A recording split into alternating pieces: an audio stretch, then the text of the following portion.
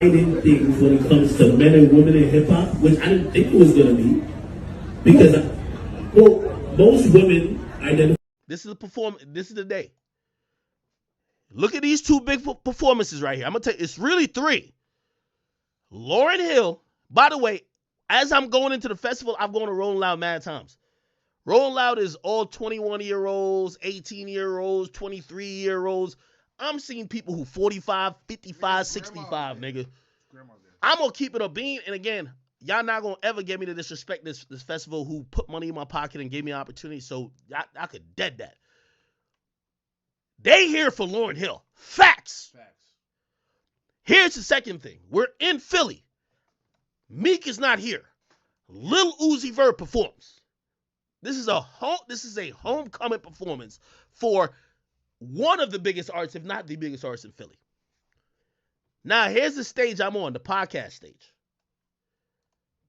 Akademiks, 8 o'clock. Lip Service, 6:45, and these other, no disrespect to them. By the way, Questlove even performed earlier. So, you know what I mean? Like, I think people want to try to, like, change the shit. And I think they want me to come on here and kind of, like, start violating people. But you're not going to get it. You're just going to get the reality from me. I never thought about it, and that's a rookie mistake, obviously. When we were scheduled to be on stage, it's in the middle of Lil Uzi Vert's performance. It's not even like we get on stage first, then Uzi starts. They basically, like, they're announcing, oh, what's going to be what? I swear, everybody, first of all, we in the green room. I'm dapping it up with everybody. Salute to Friday. Salute to Division. They all show me love. I'm going to have Friday on the podcast, my boy, Division. He going to be on the podcast. I met Simba too. We're all going to do some content. I see Glorilla come in. Same. I see Glorilla come in with Krishan Rock. And I'm even like, oh, shit. Ain't that? Yo, that's Blueface Girl. I still don't even know what's going on. I'm like, whatever. Now, it's crazy because, like, everybody's showing, like, what they believe is my stage, but they're not showing nobody else's stage. It's all good, though. Here's the thing.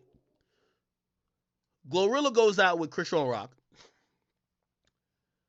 And pretty much this stage is almost over when Uzi performs. I got to be honest with y'all. If you look at this lineup, who would be the only artist y'all would be like, yo, if I watch an Akademiks stream, I listen to an Akademiks podcast, I follow Akademiks page, which artist would you care about the most? Bro, I'm going to just keep it a beam. Simon Woods. When I started the what I say when I first started, I said, dog, because, we started the podcast because, like, I was trying to push it back to hopefully he got on stage. They're like, nah, y'all got to get on now. They're playing last now. You got to get on. Sorry, bet. I said, dog, all I hear over there is Uzi. Nigga, I can hear the vibration of him doing the shoulder roll. He's like, damn. I'm like, oh, my God. Bro, yo, I'm over here like, so what y'all think about Gunna? Yo, all I hear is, ooh, I want to rock. I'm like, oh. So I'm going to just keep it a beam with y'all. Y'all can say whatever y'all want. I'm on the smallest stage. The podcast stage, if you ask me, could hold about 1,000 people. It's a tent. I mean, obviously, more people could be around the tent, but in the tent, maybe like 1,000 some shit. You feel me? But, and by the way, here's the thing, too. This is another reason why, like, I know niggas want to push a narrative. Like, y'all also not going to get me to beef with nobody over this type of dumb shit. I looked at 2 other people's performances. Nobody had more than what we had. Nope. It's not like the shit had, like, everybody had 1,000, and then it's like, oh, Ak is here, we're out. Bro, again. Nobody had more. No disrespect, bro, because I fuck with everybody there. So again, and by the way, I know somebody will be like, yo, man, this nigga copying all the time, please. Hey, I'm going to be honest with you. I appreciate the festival for the opportunity. I take full responsibility for this. I'm going to tell you why I take full responsibility for it. Because when I was trying to start late and go later, remember, we were supposed to start at 8. So I ain't really get on till, like, really not, like, no. I started late. Like, everything is 8:30. Like 8:30. But Uzi also got on later, too. So Uzi's still performing. Yeah. When it came to, like, 9 o'clock, they kept putting pressure on us saying, you have to get the fuck out of here. And I'm looking at everybody who's giving me these cues. I said, why? I get to find out later, Lauryn Hill contractually has a non-compete, which means when she's on stage, every other stage has to be empty. So I cannot be on stage when she's on stage. So essentially, when Uzi's out of here, I'm out of here. So essentially, I'm competing versus Uzi. And if I took the L to Uzi, I'm down to take that.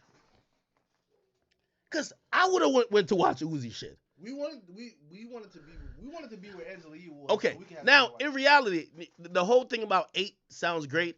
I'm gonna keep it a bean. Like, if you ask me, I think it was about like peak. I'm just talking about peak. I'm not talking about all who came in. Like, peak, maybe 200 to 250 people were there. I'm gonna just be honest. Like, I'm not no nigga. Like, niggas be really thinking, ain't none of these niggas got more money than me, so I don't have nothing to cap about. I'm telling you the facts. Akademiks, Cardi B, and the curious case of YS10. Here we go. I am Savvy Mike. This is I Am Savvy Mike TV. Welcome back home. Well, I'm back home. You're not home with me.